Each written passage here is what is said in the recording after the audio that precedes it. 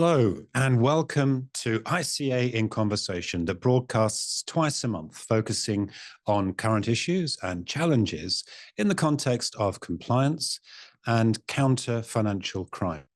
I'm Tim Tyler, and coming up, we're going to consider the nature, the practicalities, and the value of effective training delivery. To do this, I'm delighted to be joined by Heather Wurster, Managing Director of TDEG Limited and long-established consultant and trainer in financial services and wider regulated activity. Until recently, Heather was a course director at the ICA.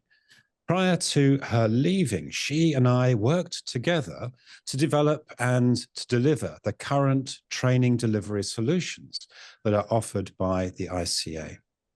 Heather, welcome. And thank you for joining me in this conversation. Thanks, Tim. It's great to be here. You know how much I like talking about training and talk about training with you. I think it's going to be a good session. Good.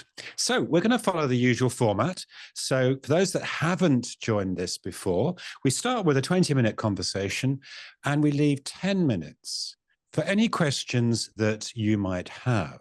So I have a copy of the event on an iPad in front of me, and it would be great if you could use the comments section to raise any observations, thoughts, or questions that you might have. And after 20 minutes, we'll start to pick up on those questions and address them as far as we're able to within the time available. So please do that. Let's make this interactive, and we're very, very keen to hear your thoughts as we continue. Heather, can I invite you perhaps to start by thinking about the importance of training? In a moment, we're going to unpack what effective training, development, and delivery looks like. But before we come to that, I wonder whether it's worth just thinking about why it matters. Why invest the time, energy, and thought to get the training right for ourselves and for those within our organization?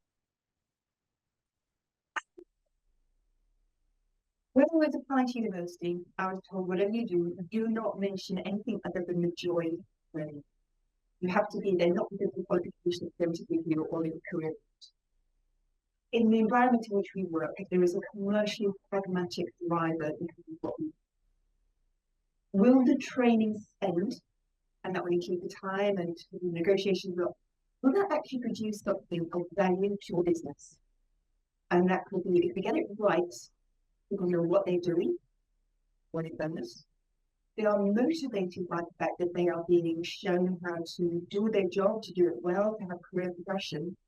And I think if you do it properly, my great phrase that I'm sorry I keep saying to him is the reason for doing training of business version education as commercially useful is to achieve change of behavior in the workplace. So it adds to productivity, it adds to lack of escalations that aren't necessary, it adds to staff retention. So getting it right is, for me, a business-driven criteria. Does that answer the question? It does, I think.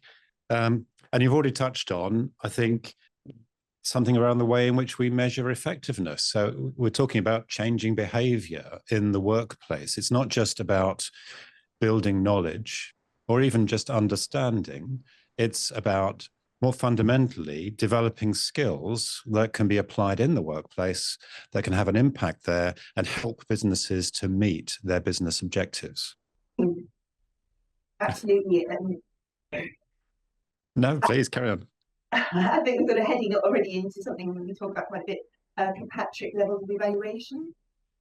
So, okay. So introduce us to Kirkpatrick. Okay. Not everyone's going to be familiar with this model. Okay, well, Kirkpatrick, Mr. Kirkpatrick, who some time ago created 4 different levels of evaluating training and the impact. The first level is, did you like it? And generally, I think in face-to-face environments, that often comes down to what the biscuits in food, how was lunch, that sort of thing, the immediate reaction. The next level is, well, Did you find it useful? Have you retained something? And I know at the ICA, that's often why we have always like tutorials after an event to say, what you distilled from that? What thinking processes will be disrupted by what you've heard, and what can you take forward? Level 3 is going to be along the lines of, so I'm actually doing something differently now in the workplace. And then level 4 is, and can we see at maybe corporate level, those changes, those bigger changes happening as we have a change in population? The further away you get from events, the more difficult it is to measure it. And I'm sure many people on this call have heard the phrase of, you go away, you go on a course, and you come back with great new ideas, and managers and says, yeah, that's the right idea, or you don't do it that way. So the further away you get from the input of the messaging trainer, the more likely the messaging is to be used, be disrupted, to be countered. And that's what I think, that's why we talk about ongoing training, continuing to forcing, not just on one bit, or done. So, And of course, the further you get away from the training itself, the more difficult it is to measure. Because, of course, there are so many variables that will impact the effectiveness of a business unit, for instance. Training is just one amongst many variables, and isolating it so that you can demonstrate the impact of the training becomes very, very hard. But that's not to say that we're not endeavoring to move up that scale of 1, 2, 3, 4 within the Kirkpatrick model. So thank you. Level 4 is like the holy grail, and I don't know of many places where people have actually said they've achieved it, let alone had that achievement very tested. Okay, so if we can assume for a moment that we recognize the importance of effective training amongst other measures to ensure business effectiveness, we come now to think about, well, what does that look like? And in a moment, we're going to actually unpack the delivery, good practice in delivery. But before we do that, I wonder, Heather, could you just share with us for a moment some insight around how materials are developed? So I'm going to go a little bit further in setting the scene. I think there is a danger that we see training as being a set of slides in a PowerPoint. And I know this is something you get quite passionate about. And it is not by any means. It may entail a set of slides, but it may entail other ways of interacting with students.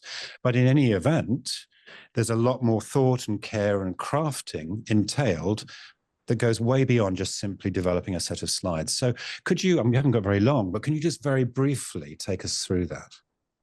Sure, and actually it's very kind because I've just been doing this for time this morning.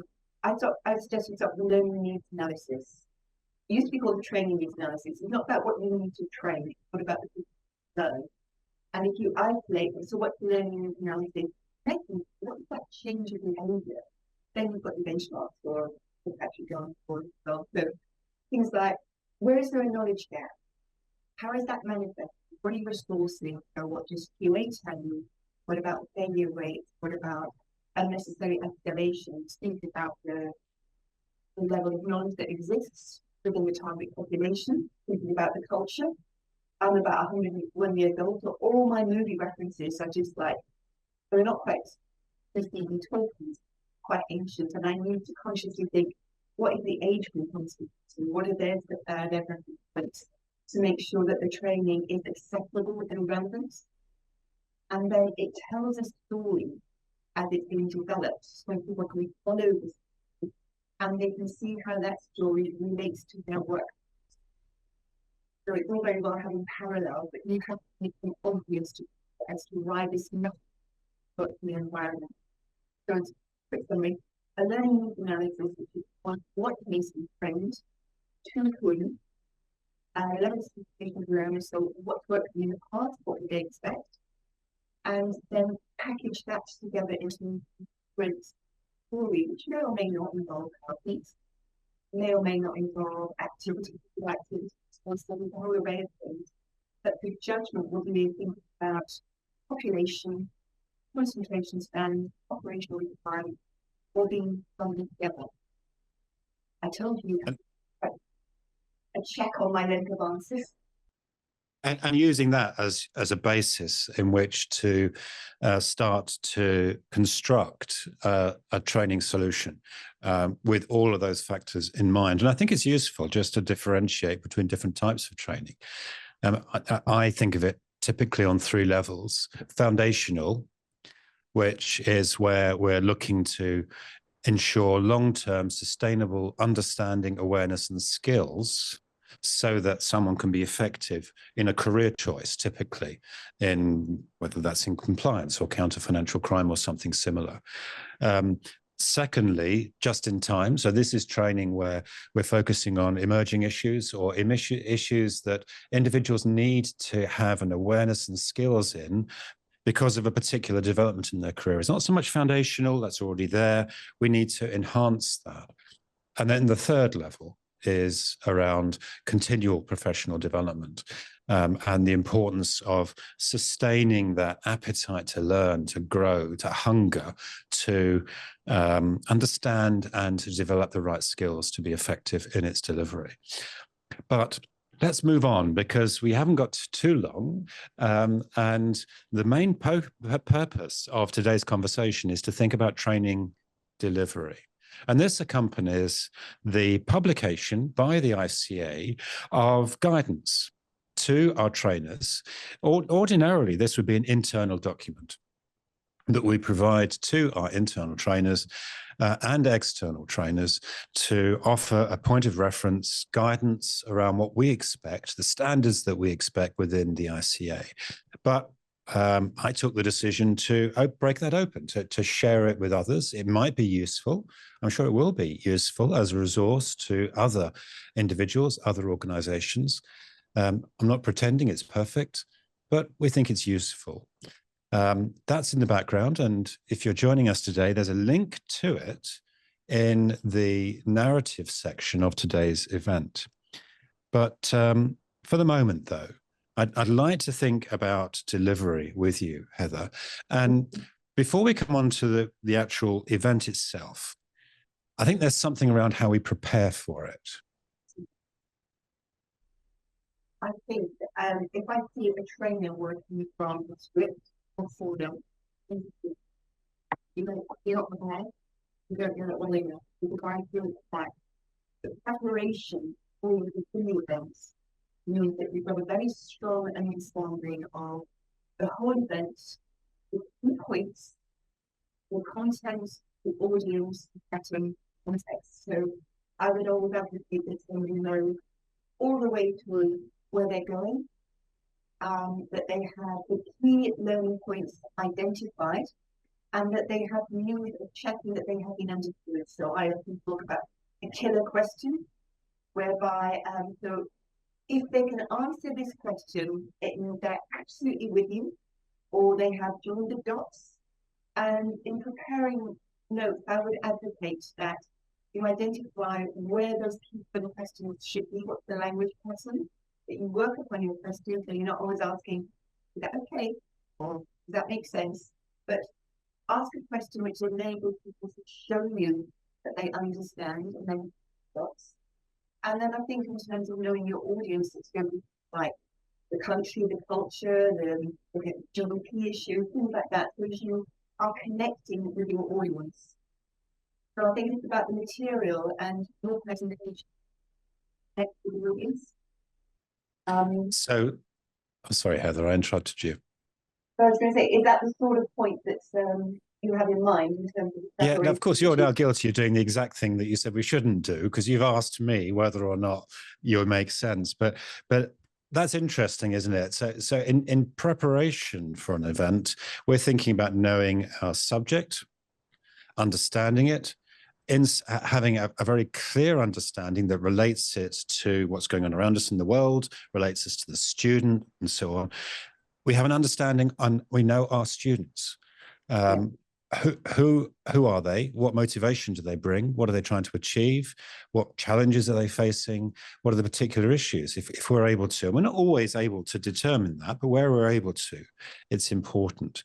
And then, as you say, we've thought through the materials and we've developed, I love this expression, killer questions. So these are the really pivotal questions where it gets to the heart of an issue very, very quickly. And as you say, you'll soon know whether or not the individuals that you're working with have an understanding of whatever it is that you're delivering the training around. So that preparation, of course, is vital. Let's move. Oh, go on. Sorry, Heather, go on. Yeah. That preparation is not just useful for them, it's useful for the person delivering it.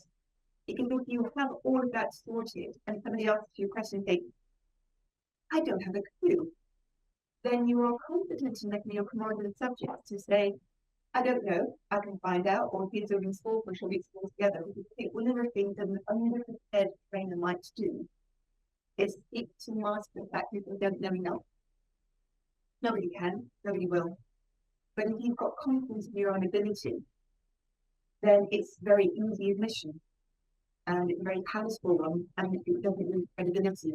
The other thing I would say is thinking about your demeanour and your levels of energy. I work with somebody who likes to sit quietly rereading his notes. And I'm a nightmare thing to work with because if it's face to face, I will often have loud music and build up my energy level before an event and put us together to co-deliver. It gets interesting, but I think whatever you need to do to prepare yourself is important to recognize. Okay, now I'm going to summarize where we're up to very quickly, but Heather, you're not terribly audible. A number of people have observed that we're having difficulty hearing you. So you might want to shuffle around a little closer to the microphone. And whilst you think about that, let me just briefly summarize where we've got to. Can I ask if you do this? Is this microphone better? That is better, yes. That is I'm so sorry. I've just switched microphones and hopefully this will perfect. Thank you. I'm going to try and summarize some of the things that you've been sharing well, no, actually, better still, Heather, can you just summarize where we've got to? Now we can hear you a little bit more clearly. You think I've been listening to this, Tim? So I think in terms of preparation that we've been talking about, it's preparing your material. So that's not an issue. It leaves you free to observe and to interact and be comfortable yourself. Preparing your material means that you have a strong understanding of the narrative journey. You know key points. You have key killer questions whereby people can evidence that they are alongside with you. And those people, you've investigated enough to know their context, their concerns in terms of maybe their economy or the regulators' themes, so as you can interact with them and give examples that you know are going to be relevant and help them apply that. You've also prepared yourself mentally, emotionally, comfortable shoes, all sorts of nonsense that allows you just to be absolutely present with no distractions. Okay, so thank you. We've prepared well, and we're making a start within the event. It might be virtual, it might be face-to-face. What are your key considerations? What's good practice in terms of training delivery? I would say one of the big things is the connection with the group, to get them invested in wanting to interact with you. If they don't interact, you have this unpleasant experience of no feedback, no bouncing, and you have no idea if they're learning or not.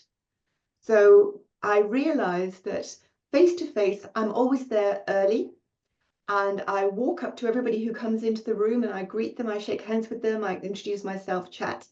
And I realized in COVID, I'd completely abandoned that part of the process. And it's more difficult to get people to interact with you a bit virtually.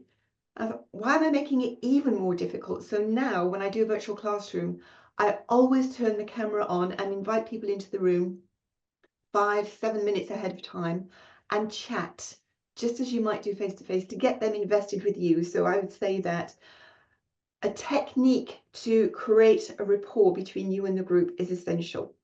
And then the reason that's important? Pardon? And the reason that's important? People are given permission to talk. They know it's not a lecture. They know that you're friendly enough. They can ask a question, they can interact. But also, if you ask a question and nobody answers, they've already got a bit of a relationship for you. And you might even get a sympathy answer of somebody, oh, well, I'll help you out. I'll say something, and get the conversational ball rolling. It's like from transactional analysis, I create a desire, even an obligation to engage with me, to chat, So we have a conversation as opposed to a lecture going. They have invested something of themselves in a relationship with me, and they will speak more readily if we've had that conversation. So why is that important then? Why is that a stronger model than just you lecturing, for instance? Because I have no understanding of what's gone in, no understanding of what's created issues if people aren't feeling empowered to speak to me, to question, to challenge. I have no idea of the resources within my audience that could illustrate an answer better than all my careful preparation would allow me to do, particularly if it's in a sector where I am not deeply engaged with lots of experience. I've worked with people in the oil industry, for example.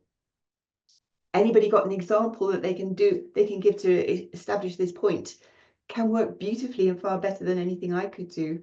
So allowing people to learn from each other is really useful in that situation as well. So it's a way of assuring myself that learning is taking place and knowing that I am not the only source of learning in the room. And of course, by having that kind of engagement, it's stimulating, it raises the energy levels within the room, and you ensure that people are bought in to whatever it is you're delivering. We have a few more minutes before I'm going to come to some questions that have been raised. There's a lot more we could talk about in terms of good practice. And I would encourage all those that have joined us today to have a look at that resource that we've published that sets out some of the detail around this. But can I ask you about the difference between face-to-face and virtual? You touched on that when you talked about the impact of COVID and how that changed or didn't change the way that the approach that you take. I think the first thing I'd like to ask is it the same when we're delivering face-to-face as against delivering virtually? Is it very much the same thing? It's just in front of a camera rather than in front of a group of people? Yes and no. Okay. Yeah, because people are people. So they will like a narrative. They will like clear communication. They want to have something that is absorbing. So you have examples and you wave your hands around a bit. So people are people, learners are learners. So there's a part of it that the answer is yes. But when you are face to face, you have so much more at your disposal in terms of moving around the room, creating different ways of animating yourself and the group. You can physically move them to tasks. We could talk about the psycho-cybernetic loop, if you like, about energy levels. So you have far more resources and ability to have an impact face to face, which means that for virtual classrooms to have the same impact, one, I think it's probably not quite possible to, but two, it means you have to work harder. So maybe you have to have a stronger start. You have to have greater variation in your tone of voice. You maybe have to be aware of concentration spans to a greater extent. You maybe have to sort of encourage people more firmly to engage. You and I used to talk about people not having cameras on in learning events, and it's so much more difficult for the trainer, because at the moment I can look in your face, I can see that you are certainly appearing to be listening, paying attention. I'm doing my best. Yes. Yeah, sorry. Yeah, I can check you're still breathing, you're there. If there's not a camera there, I don't have a clue how the message is landing. And there are some people, maybe because they're not well, maybe there's a cultural issue, maybe there's a privacy issue whereby they cannot or do not want to have their cameras on, which makes it really difficult. And that's when questioning skills are even more important, and maybe even reshaping the training as you go to encourage more activity, maybe breakout rooms, maybe polls, maybe chatting in chat, tools to actually really pull out the engagement in a way that maybe just with a glance at somebody, making eye contact, think, yeah, you get it, could achieve in face-to-face. So yes and no, people are people, but you have to work differently and maybe harder on virtual classrooms on top of And I everything think else. what you described there, it's interesting because when a trainer is delivering, whether they're face-to-face or virtually, but I think particularly virtually, there are a number of things that we have to follow and be aware of. We're thinking about the subject. What are the key points? What am I trying to drive home here? Mm. We're thinking about the materials. How are the materials helping me to achieve that? Or do I need to step outside of them? We're thinking about questions and the way in which the ongoing narrative for the event is evolving and unfolding. We're thinking about energy levels in the room. Is everyone with me? Have they understood this? Is it after lunch and we're starting to doze off? You're thinking about what questions you're going to ask next in order to stimulate that engagement. You're thinking about whatever's being said in answer to the questions that you have been asked. And you're trying to dig a little to understand what's going on behind those observations. So we almost need to segment our brains to have all of this. And I think that's one differentiator between a really good quality trainer that can, because they've developed the experience and those skills, that can and hold. that's why I say that prepare your material, so that's not an issue. Yes. You've absolutely got it, which leaves you free to think about that questioning style isn't working, so I need to switch it. Or I can see that this is, and we talked a little bit about learning styles on a previous occasion, that this person is a theorist and they want to say, if that works that way, how does it work this way? Or I have got somebody who is like, I don't know, maybe working in a very different time zone and I need to give them a break because it's 2 a.m. and they're dedicated and interesting but struggling and they need that next bit of caffeine. So I think preparation allows you to be free to interact with the group and look at the learning taking place, not the messages you need to convey. You've already sorted that in your head. You don't need to spend that much time thinking about it. It's the landing of the message, not the delivery, that's so important. The differentiation between the two. I can spout, does it land? Yeah, and I think we've probably all experienced trainers where it feels a little bit more like karaoke by PowerPoint, where the key elements of a slide are simply being read out. And maybe there's a place for that. I don't want to be overly critical, but that's not the kind of training I think we're talking about at the moment. And it's not the training that we crafted whilst you and other fantastic trainers within the ICA that we worked with a few years ago. I think if you can't look at the slide deck and think, where do I add value? You set yourself up for the wrong session, the wrong event. Yes, quite. So we've only got a few minutes left, and there have been some interesting questions that have been raised within the comments. I'm going to focus on one, and I'm grateful to George for raising this. And it's a slightly different perspective around this. So we've so far been talking about training delivery in the context of colleagues, members of staff, team members. George is asking, well, what about training our customers? Now, this isn't something we've particularly thought about, although I know it features within the training we deliver because, for instance, in the context of financial crime prevention, it's vital that we raise awareness and understanding, and to a certain extent, we're training our customers in terms of spotting the right red flags, behaviours, and so on. But how do you see this when we're 2 or 3 steps removed from the individuals we're looking to raise that awareness within, and we have to ensure a frictionless engagement? Well, true to the spirit of LNA, learning needs analysis, I would say to George, if I could, that's a really interesting thing. Tell me more about that. Give me some parameters, give me some things to dive into. But I think in terms of training our customers, maybe to accept what we're asking of them and why we're asking. People are people, they don't do things without understanding or reason, or if they do it once if they're forced to. They don't build it as a natural part of compliance because it makes sense. So I think that if we train our customers by engaging and explaining why we're doing things, why it is of value and benefit to them as well as us, then I think we're more likely to get cooperation. I think the last time I did something without knowing why I was doing it, I was probably about 2. And then I discovered the question of why. And that's it. Why do I need to do this? And it's not only what's in it for me, but where is the benefit and to whom? And do I think it is beneficial?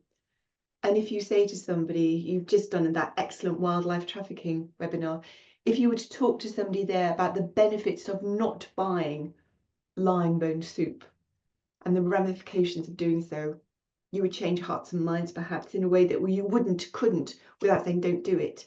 So to George's point, in terms of training customers, I think it's engaging with them as people to explain why, or to explain clearly what and the benefits of. And I'd love George to come back and say, does that address the points that he's making? Because one of the things about being a trainer is you look for reassurance of, I've given an answer, I think, but do you think that? Or is it just like, nah, not at all what I was looking for? Well, George, it would be great to hear from you, although we are coming up towards the end of this event. But thank you for that question. And Heather, thank you for your thoughts there. And I'm going to just very, very quickly summarize where we've got to before I invite you to add any closing thoughts, Heather. But over the last half an hour, we've thought about the importance of training. I feel that there's a danger that we state the obvious here, but we recognize it's a key component in the development of any business. It's not the only one, of course not, but it's an important one nonetheless. We've recognized that there is good and not so good training, and we've started to differentiate between the two. We've recognized the importance of carefully crafting our materials and matching them to defined learning requirements. We've separated different types of learning and training between three areas: foundational, just-in-time, and continual professional development.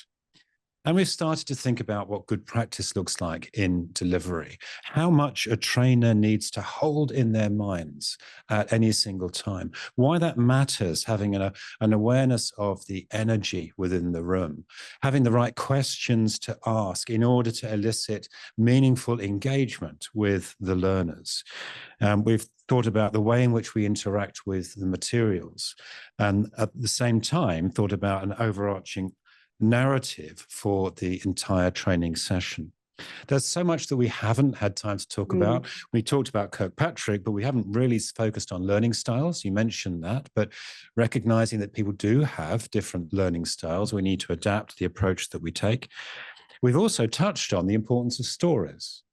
And I think you gave the example of how we can perhaps raise awareness or train, in inverted commas, our customers through the use of stories that can be engaged with. So anything that you'd like to say beyond all of that as we bring this to a close? There's always a danger asking me, Tim, that it's a question like that, I'm going to say yes. So a quick synopsis from me is that training is not a cozy thing that we happen to do. It's a commercial tool. The learning needs analysis, if it's done properly, should not only tell us the objectives that the business should have met by the tool, but the manner in which we're going to deliver that training intervention. That we have it almost like a smorgasbord of tools from which we can choose. PowerPoint is one. It's a strong and useful one, but it is not the only tool by any means.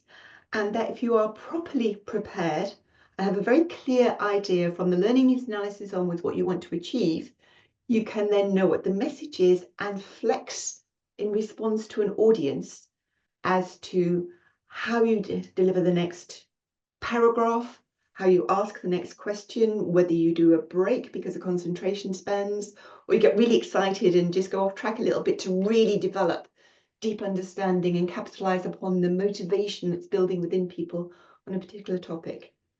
That's why no one training session is always the same as another. And I do usually finish my sessions bang on time, by the way, so I'll stop. It's always a challenge, actually, timekeeping, and it's something I need to work on, because here we are, we're 3 minutes over, and part of our contract with yourselves joining us from wherever you are in the world is that we'll try and finish on time. So I'm afraid I've failed.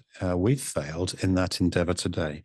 But thank you for joining us, wherever that's from.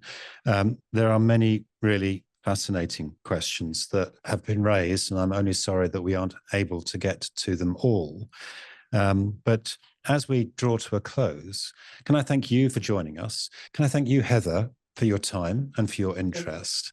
And can I also mention that we will broadcast again in 2 weeks' time, where I'll be talking to Gayon Hart, who's currently the chair of the UK Health Service fraud capability. And we'll be talking about compliance as an enabler and drawing on his experience in this context. For the moment, though, thank you once again, and and do take care wherever you are.